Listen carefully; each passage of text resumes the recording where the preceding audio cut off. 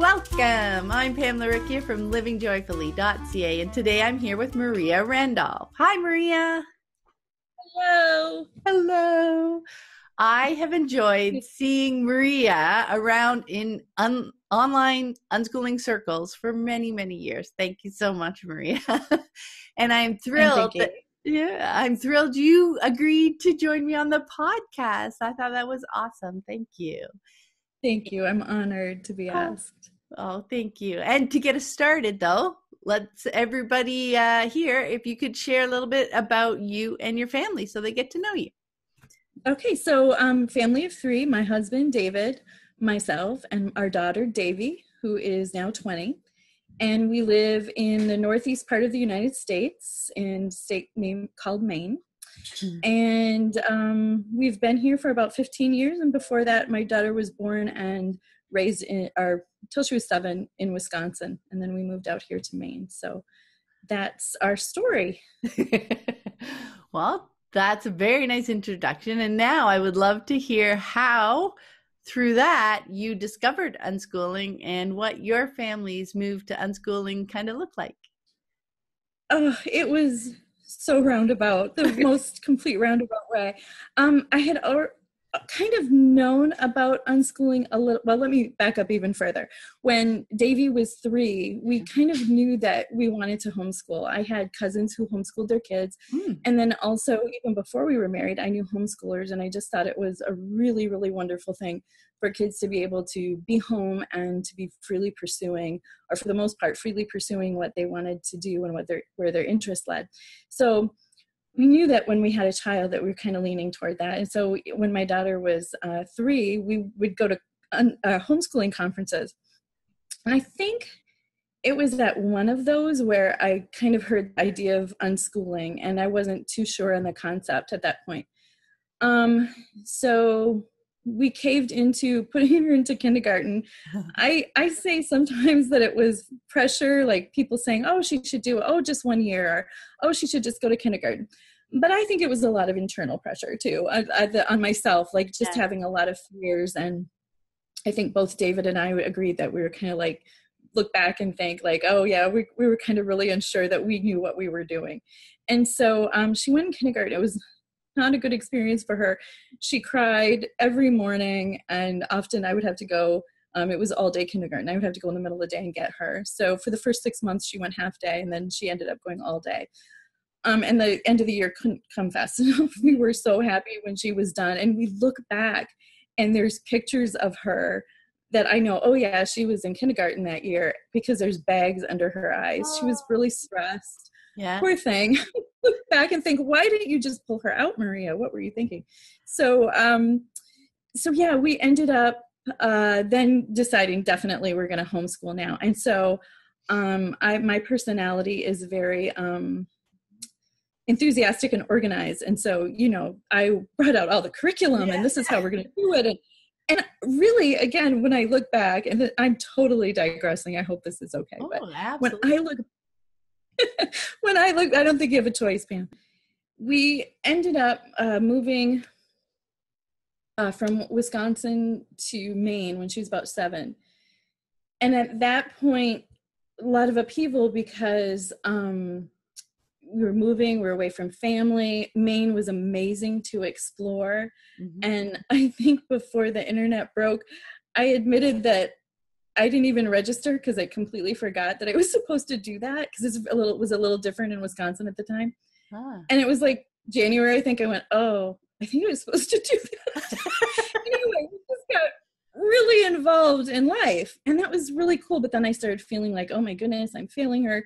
So I wanted to put together, instead of like a boxed curriculum, I wanted to make my own curriculum, which, I look back and I'm just laughing, because again, I spent so much time delving into the curriculum. I wasn't really homeschooling like for a month, because I was so immersed in what should I do and what's going to be perfect. Yeah. So we started school at home more, and I would say it was probably more like relaxed homeschooling, unit-based sort of thing. And then we were butting heads a lot. And the days that were really fun is when I said, well, let's have a free day and go visit a lighthouse, or let's have a free day and go to the museum or the beach, or let's just watch TV today. We don't feel good. So those were the fun times. But meanwhile, we were butting heads, and she was getting frustrated at me. I was getting frustrated at her. And then this whole idea of unschooling had kind of been in my periphery. And so I'm kind of like leaning towards that, but not really understanding what it was exactly as we ended up practicing it. And I just thought it was kind of like relaxed unschooling, or relaxed homeschooling rather. And so we kind of just relaxed a little more and a little more. And this whole schoolroom that I had set up, we relaxed a little more. But then I started understanding a little more what radical unschooling was, and applying the idea that natural learning can happen in every aspect of life.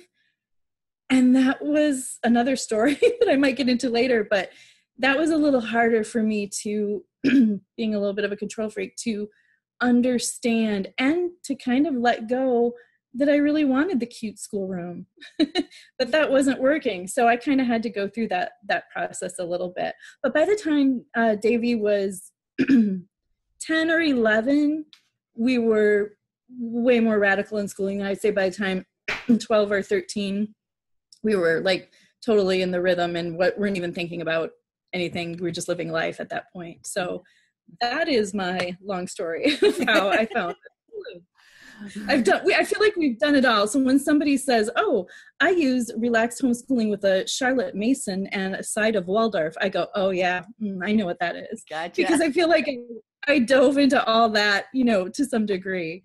So I feel like anybody who comes along and says, but how do I unschool after doing this? It's like, oh, I can tell you because I did that at least for a month until I got sidetracked by some other great curriculum I thought was out there. So it was interesting.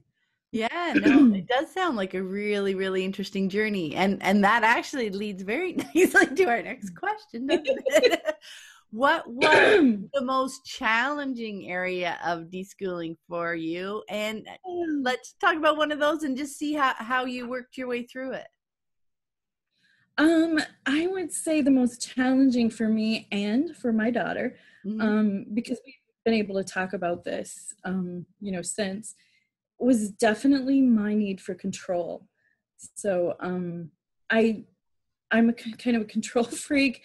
I'm not one of those people I can be easygoing, but I need a little bit more structure, which can actually be just a super wonderful quality, like organized and structured. And I don't know. Have you ever seen? Now I'm really digressing. Have you ever seen the show? Now I can't remember, Parks and Recreation. It's a U.S. based show. I have seen some of the episodes. Yes. I'm Leslie Knope. I'll have a binder color-coded. If you ask me what restaurant you should go to, I'll have a folder for you describing every restaurant in the area. So that, I mean, that's kind of how my brain works, which can be a beautiful thing. But when it comes to raising a child who your deepest wish is that they know themselves, that's pretty hard to allow them to know themselves when you're trying to control them. So I think that would have always been an issue for us, but particularly trying to come into unschooling, I was now looking in the mirror a lot and having to realize, oh, that's doing damage. I can't be that person, which thank goodness for unschooling. I probably would have figured that out when she was 30 if we were fortunate. But I think unschooling helped remove those layers faster. But that was my biggest challenge, honestly, was just kind of letting go of the ideal. And I think a lot of people deal with that too, like letting go of this ideal picture of how you're going to raise a child. And you really, unschooling appealed to me on so many levels, but then I had to face myself. And I think that truly was the biggest part of the challenge, was me and that need for the ideal and for the control. So I still work on that, personality wise. That's so interesting. And I can totally relate to that need. No, personality style where, you know, if something comes up, like I want to know and organize all around it, right? You know, Yes. I mean, I'm known as the planner. You know, if you're going on vacation, it's coming up with like, you know, you want to know the route and the different places you might stop along the way and all the different things you might do. And, you know, I have a folder, even now when we go on vacation, I have a folder where we've got the tickets for everything. I've got Yeah. the addresses, the phone numbers, just to, like everything's very organized.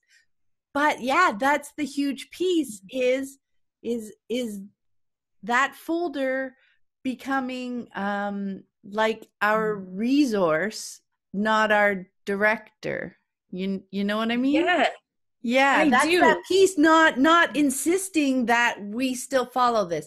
So I can get my organizational like needs met, but then once I'm comfortable, that shift to okay, now we're going to kind of just do what comes up with the flow, and I've got three different things we might flow into, and you know what, still being open to that fourth thing that somebody sees when they cross the street, right?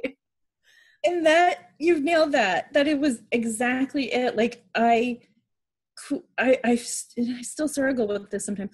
Letting go of inflexibility, Mm-hmm. and you know that it's okay, like you said, to have that binder and to have everything, but to allow for flexibility, it makes me super uncomfortable. And I think maybe just, you know, for me and my personality, maybe that's a safety measure, staying in my comfort zone. Um, and going outside of that, it takes some adjustment. And even now, you know, both David and Davy will, if they come up with an idea or something, they'll just give me some space and some time. And they know, like within 10 minutes to a day, depending on what it is, eventually I'll come back and go, oh, okay, you I know, that like I guess that. that makes sense. My family knows the exact same thing. At least my kids do. They're like, Mom, do you need Yeah. a minute? You know, hey, Yes. this thing just came up and I'd love to do this. And I'm like, Yeah. do you need an answer right away? Because if you need it right away, it might be no, but can I think about it for 10 minutes? Yes. They And need to that's come such, up and give it to me. Yeah. yeah. And I was going to say just that little phrase, like, can you give me a minute, Mm-hmm. was such an epiphany for me, when that I didn't have to come up with the answer right away, or we didn't have to discuss it all right away, that I could just step back a little bit and say, and that my family would accept it if I said, I need a minute to just kind of process that a little bit. Like, I'm not sure I like that. I'm not sure I'm comfortable. Give me a minute. And then to kind of sit with it a little bit and know that, you know, they'd be okay and we could discuss it. I don't know. I think my personality is too, like, sometimes I get kind of all or nothing. And so it was like, I have to come up with the answer now, and I have to be totally comfortable with it on every level, and everybody's got to be happy. So I look back at different points in unschooling with Davy where I can see, like, oh yeah, that was like a real turning point where I kept my mouth shut more often after that. Or, you know, I could see that I was taking away some joy, or that she's a very easygoing personality. So it would be easy for me to unknowingly walk over that to a degree. And there were moments where I could see what I was doing, and it was like, oh, I can't do that. That's really made me feel icky. Mm-hmm. And I could see it reflected in her face. And so that's when I see these different turning points where I was like, oh, I can't do that anymore. This is what it's doing. So I think had Davy too been a different personality, where she was like, no way, Mom, that might have,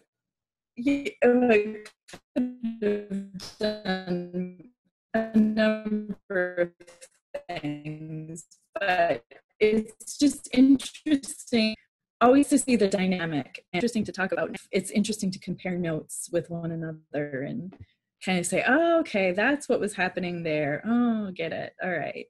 So Yeah, those if conversations are so helpful, aren't they? I mean, when you have huge. that openness and that trust level where people can say what they see, and it's when you get to that level where you're not taking things personally, but Mm. you're not taking them on as an attack, but as information, as just better understanding each other, right?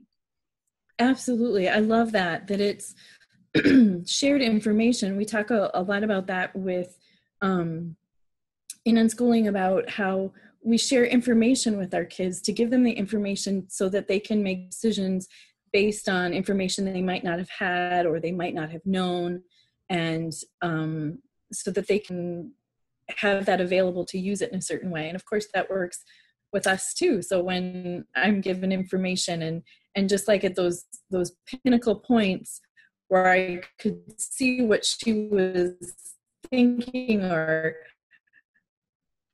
a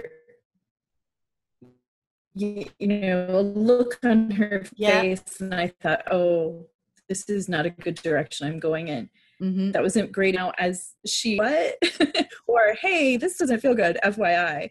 And it's just kind of been a beautiful thing to see all that happen. Yeah, it's when you're paying attention in a conversation, right? When you stop trying to direct it and you try to say over and over what you want, then you're like plowing ahead and you're not noticing all those clues, those looks that pass by their face, the shuffle, the twist of the body, all those little pieces of information that they don't necessarily need to be verbal, do they?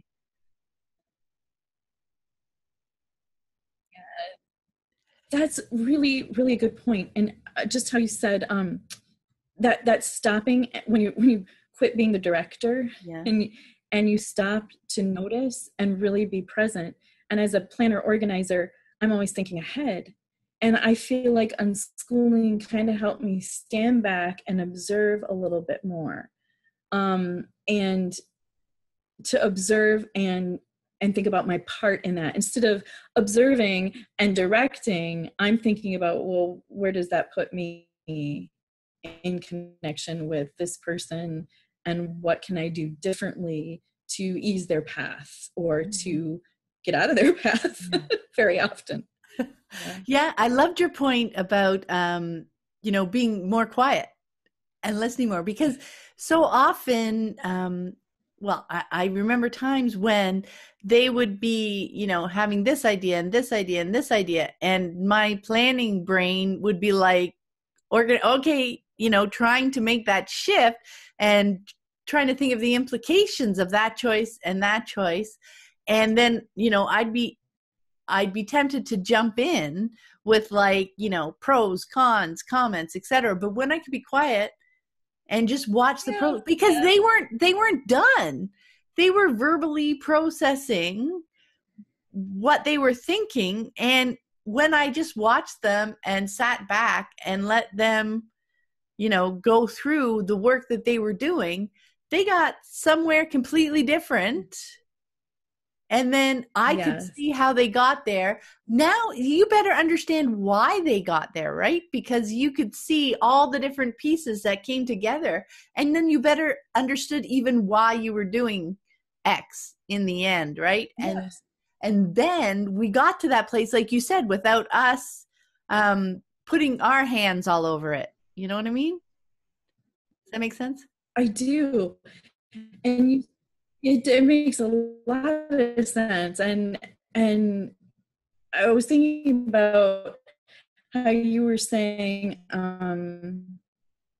how when they would come up with ideas, thinking about something, and you were already saying, well, this is what you could do. Or I struggle with that a little bit. And my husband just pointed something out to me the other day that, somebody might come up with an idea, whether it's him or it's Davey or even a friend, might say, oh, let's do X, Y, Z. And my immediate out of my mouth is generally, oh, well, we could go that way because there's actually a detour there. So, and then, it's going to be late, so we can't really go. Maybe we'd want to go the other way.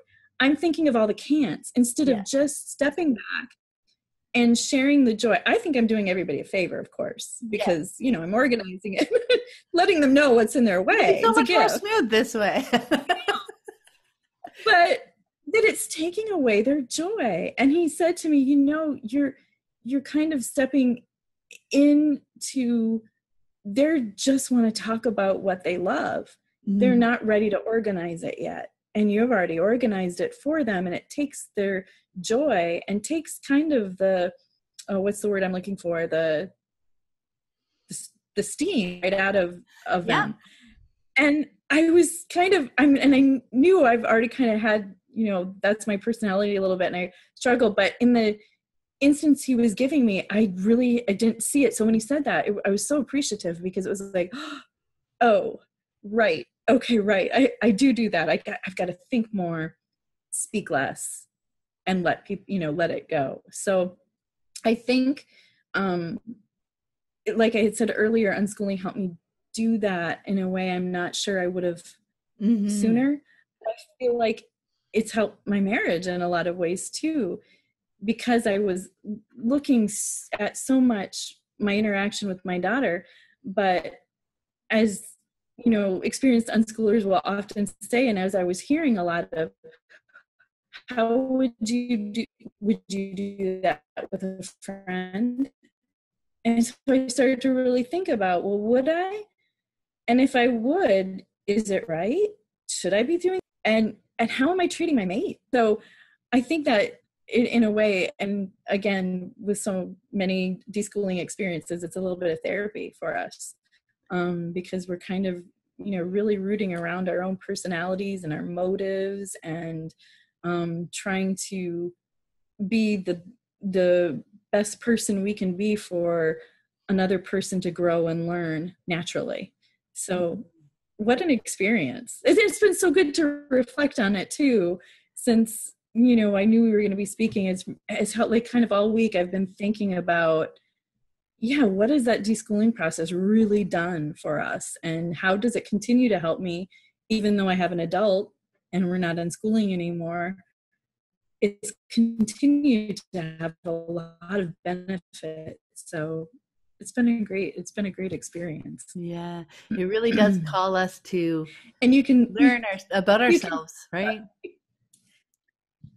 Yes, I was going to say, and you can see how I just go on and on and on. No, that's perfect. Because it really helps. A lot of other people can connect to those feelings and that level of detail. I mean, as an aside, that's what I love about these podcast conversations is, we can really get into a deep conversation with each person individually, because it's beautiful. Every single story is different, right? We talk about that. So everybody's unschooling lives look different because we're all individual and unique people. There are patterns to it. There are the things we learn about ourselves, how we learn that relationships end up being the most important thing, over learning, because you know what? We discover quick enough that learning happens all the time, right? We can't stop it. Right. So that's not really something we need to be concerned about. Now, absolutely, that's a part of deschooling, right? Is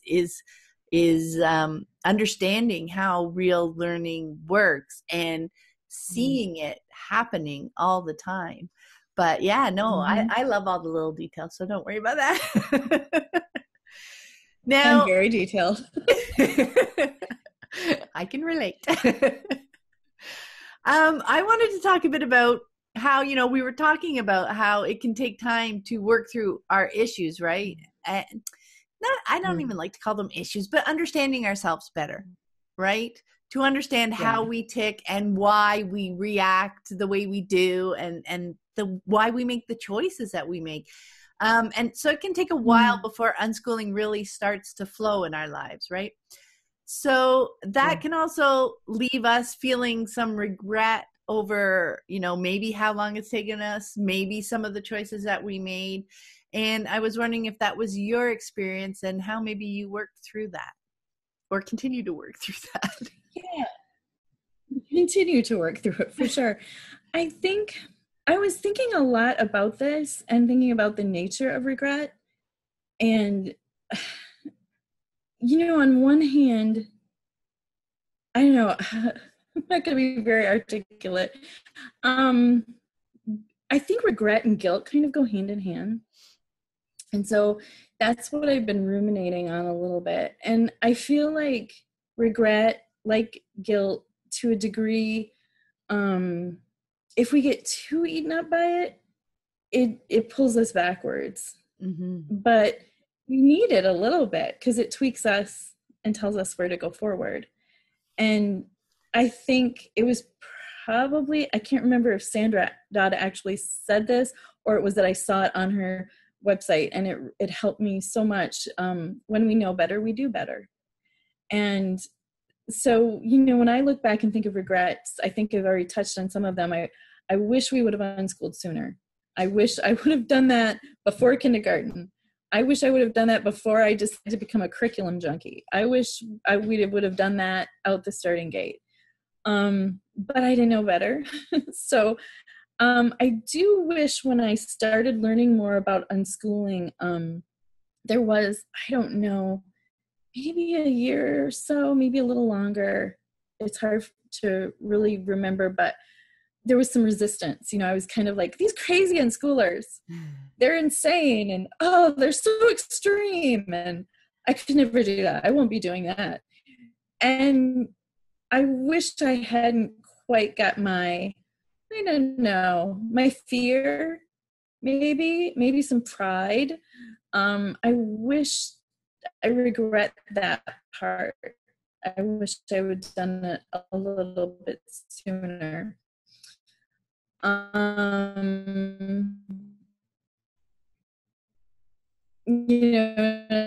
definitely regret certain instances that I can recall that I'm like, oh, that a parent. But again, guilt and regret is a good tweak to a point where you can say, oh, I don't want to do that anymore.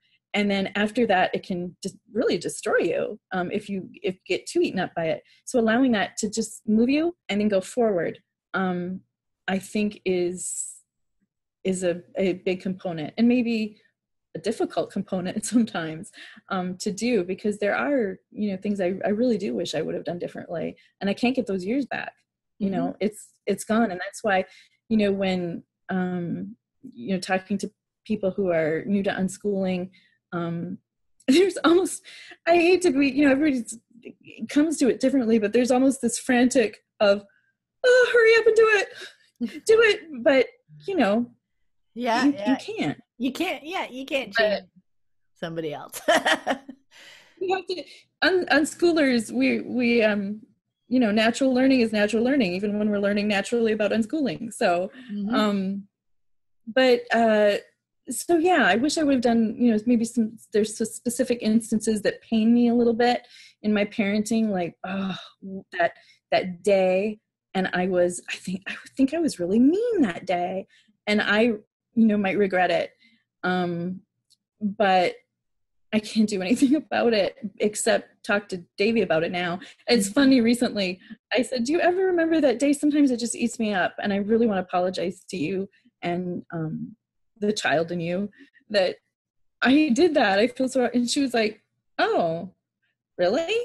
She couldn't even remember it. But it exemplified to me an attitude that I was displaying overall at that time. So while thankfully she didn't remember that instance, I feel like overall I was displaying a particular attitude that moment personified. Mm-hmm. And I regret having had that attitude and any effect it might have or still have on her, over that period of time that I was, showcasing a particular attitude or personality part in me that I wanted to get rid of. But so yeah, those are kind of, when I think of regrets, some of the larger regrets that I have. But I think your point that what we can do is like learn from them is really, that's the point well taken. Like, as in when I come to regret, because I was making the choices that I was making in the moment, and I can come to understand who that person was and where that person was right at the time as to why they made those choices. Right. I made those choices. But yeah, definitely using that almost like as a reminder, almost like motivation as to, next time I really don't want to act or react that way. And even like, okay, so next time I'm going to try this. and see how that goes. So it helped me that way. But yeah, and then I needed to release it. Like when I know better, I do better. Different. When I know different, I do different. I can make a different choice now, and letting it eat me up. You know what helped me, I think, was when I realized that letting it eat me up was interfering with me now, because I wasn't fully present.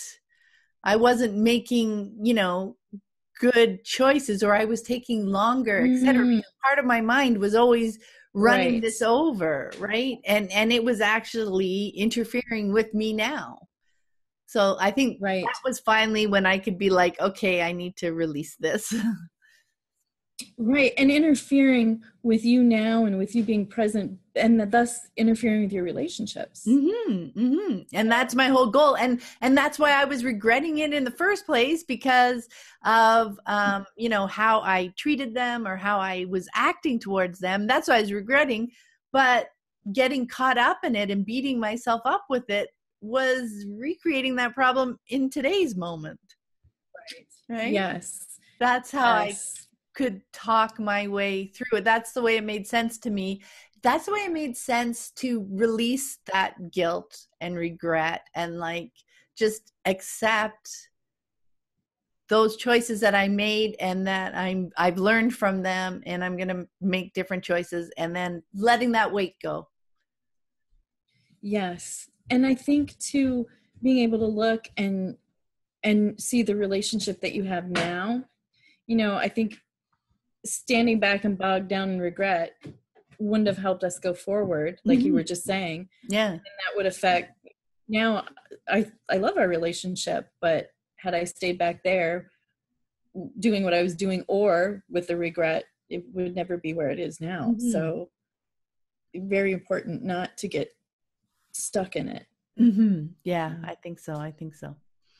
Now let's shift a little bit and talk about deschooling more in general. And you were talking earlier about, as new people come to unschooling, and the kinds of questions that they ask.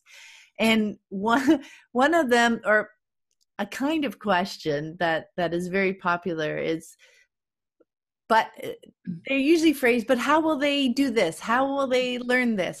Because, it is a completely new lifestyle, right? It's a totally unconventional idea to them at first. And it's like, if they don't go to school, but how will they learn? If you don't test them, but how will you know they're learning?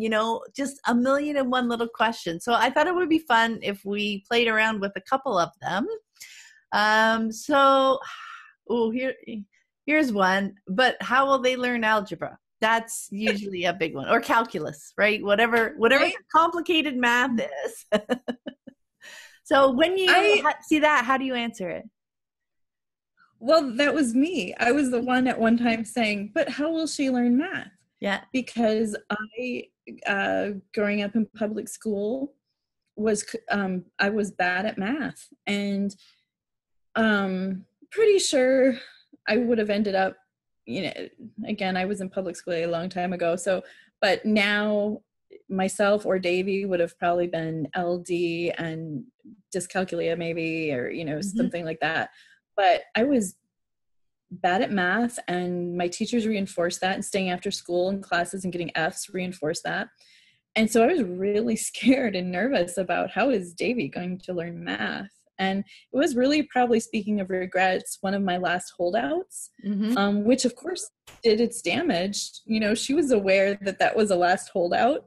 And so, there were a lot of fears with that. But I'm trying to think how more concisely to answer this question. I'm not being very clear. But I think when we finally let go of it, I just completely let go of it. And I'm not doing this. And I read a lot, and then I'm like, not reading anymore. We're just not doing math or touching it. And then watching how it played out, I think my answer to, but how will they learn math, is when they're ready to. And it's so simplistic and so bizarre. Somebody who knows nothing about unschooling and hears that is going to be like, ah!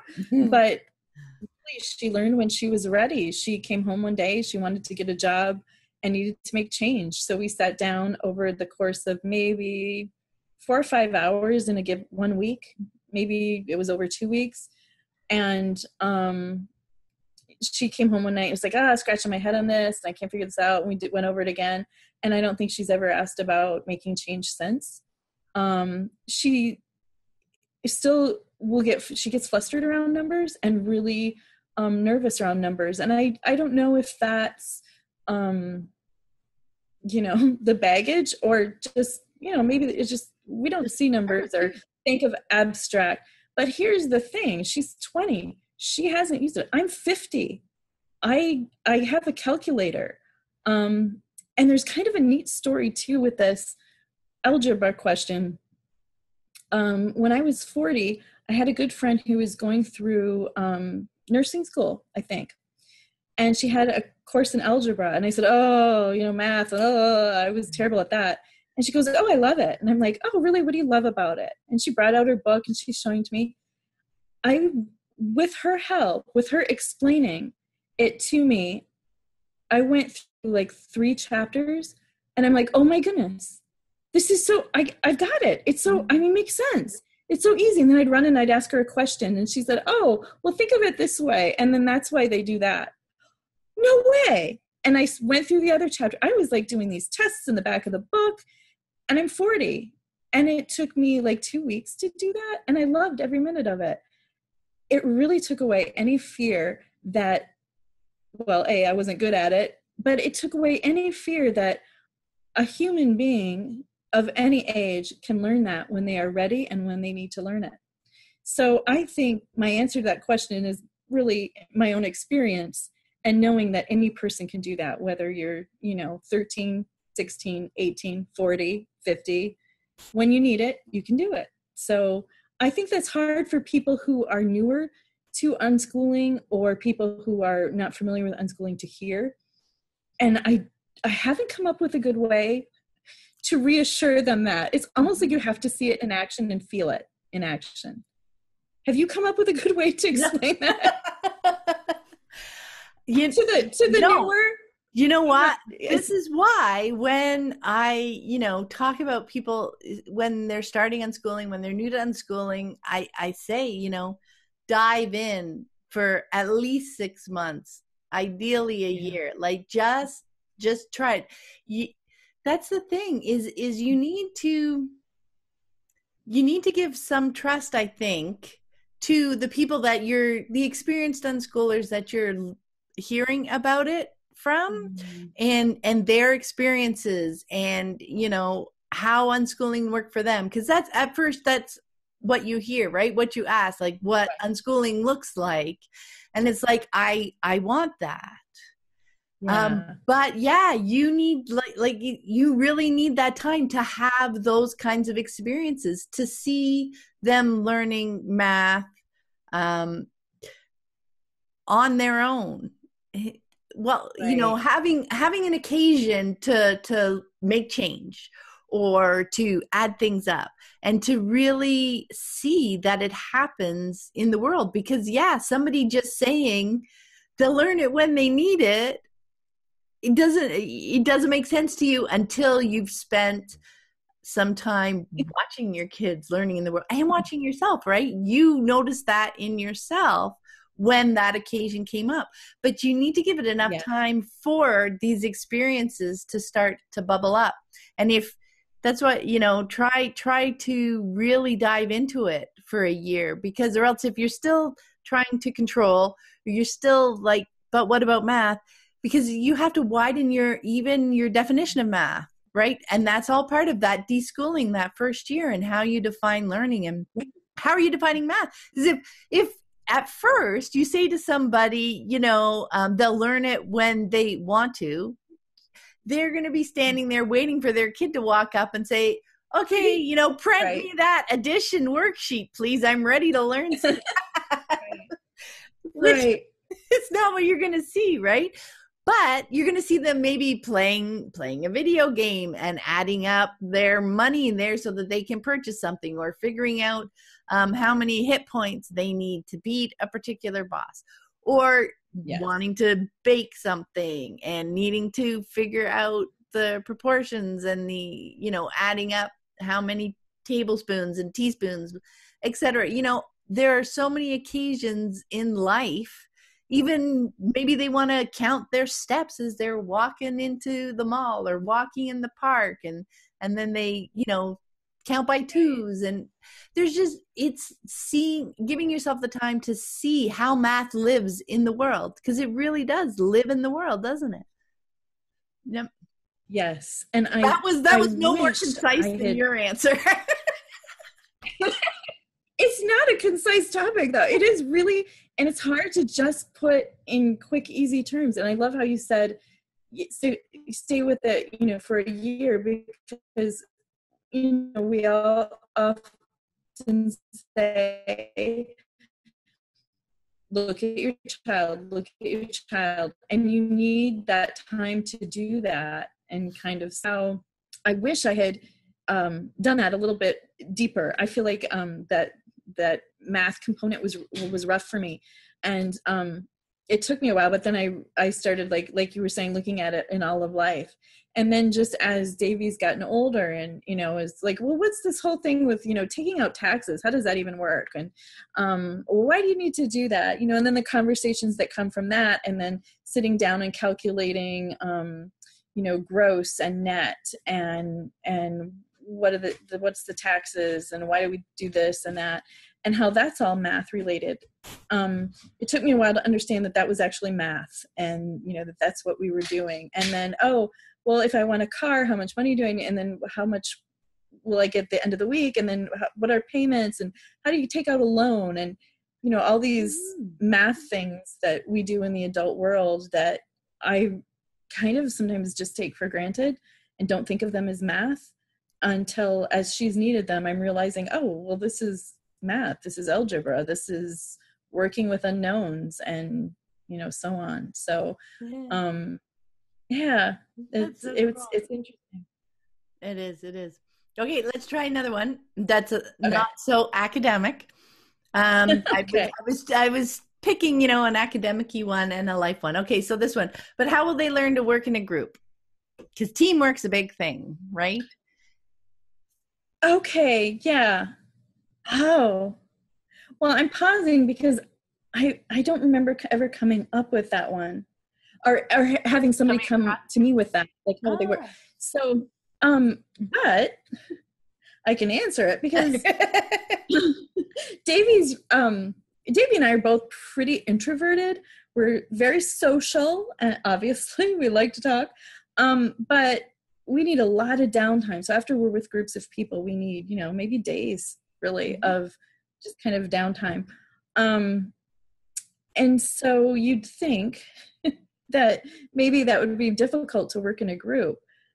Davey's always been fairly social and doesn't have a difficult time being in groups, and has certainly learned the social skills. We have a really nice community here who Davey has always just kind of gone downtown, hung out, and she's just, people will talk to her, ask her about things. She's ended up working with different people in the community, in the creative community here. And it's just kind of dovetails naturally because she's interested and wants to, and the teamwork happens fairly seamlessly. I think it's schools that give us this idea that teamwork is very, very necessary and has to be learned, and can't be learned unless you're in school. So, and anyway, yeah, I think the big thing there too, so often, especially with kids and through school, and even some of the organized groups, is that they're not really choosing to be there, right? Oh yeah. So they have no real internal motivation to make the situation work, right? Right. So that's a huge piece, isn't it? It's huge. And so when schools say they're not a team player, or they're, don't like teamwork, do they even want to be there? Yeah. That's the first question. And it's so, it gets back to that whole intrinsic versus extrinsic motivation, and everything must come intrinsic, any motivation to really, any long-lasting motivation to do anything, whether it's teamwork or algebra. So yeah. Yeah, no, exactly. And I mean, there are opportunities for group. Like you said, you know, she ended up getting attracted to creative groups, and she ended up, you know, participating that way. I mean, same with my kids. It's really the group, whether so often it's kind of around an interest. It's people who have chosen to engage in this particular thing.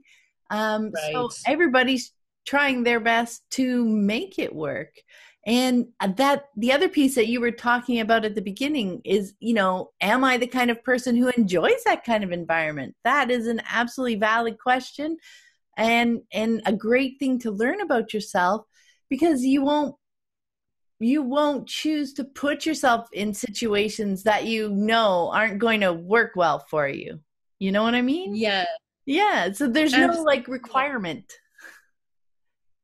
Yes. And that's such, I don't know, such a relief to me. I think when it comes to unschooling, and it's such a relief to know that there is no requirement here. You can just be yourself and follow what interests you. There isn't a have to hanging over your head. And that's just super liberating to kind of understand that. And I think when I shift back, or I might hear somebody else talk about life in those terms, it just kind of takes me back a little bit sometimes, like, oh yeah, okay. I have to shift into that. But and I think the other piece that when people get caught there, the other piece that they come to terms with, if that's the right phrase, while they're deschooling, especially in that first year, is the lifelong nature of it. Like we're talking about life. This learning doesn't stop. So, you know, it's okay if they really figure out groups in their 20s or older, yes. whenever. Like they're, you know, it's like, oh, but that's something that they're going to need. They're going to need. Well, when they need it or want it, then they can do it. Then, like, when the age doesn't become a factor, it just becomes about what someone's interested in learning whenever. I think that's the other big piece of that puzzle of these but how will they questions, right? They'll learn it in life when they want to, and they can learn it at any age. So and isn't it there's so, no timeline. yeah. And isn't that so simple and yet so radical? Yeah. You know, it's the most simple thing in the world to just be like, oh, well, I'll do it when I'm ready, or when I want to, or when I need to, and then I'll do it. Like, it's almost stupid simple that yep.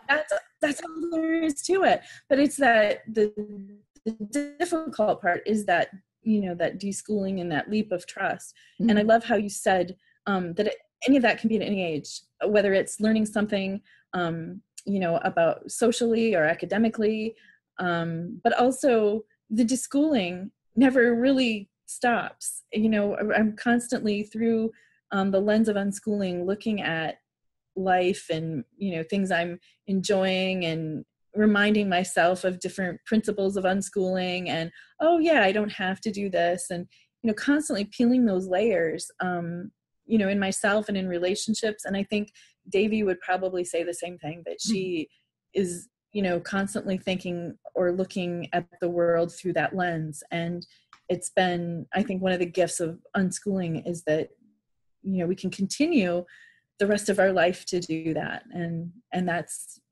been so simple and so radical at the same time. I love that. I love that. Stupid simple, but so radical.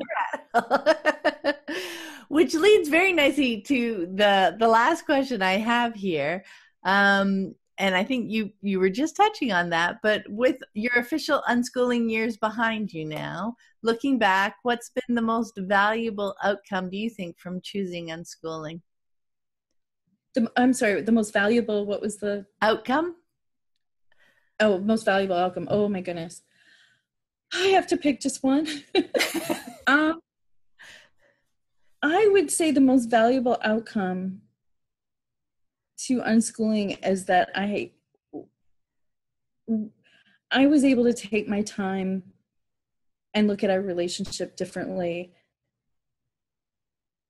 And I think we would have always had a fine relationship. I really do. We're I like self-improvement, but I had to do that at a younger age with unschooling.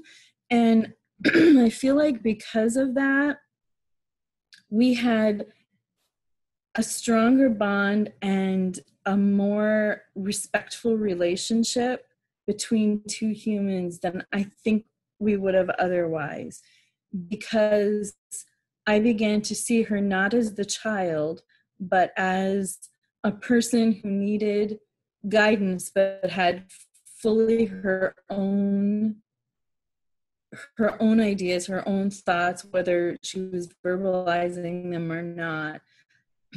And I got to give her the information and guide her in whatever it was she wanted to do. And I think that has then played its part as she's gotten older and just kind of connected us on a level that I'm not sure would have been connected on before.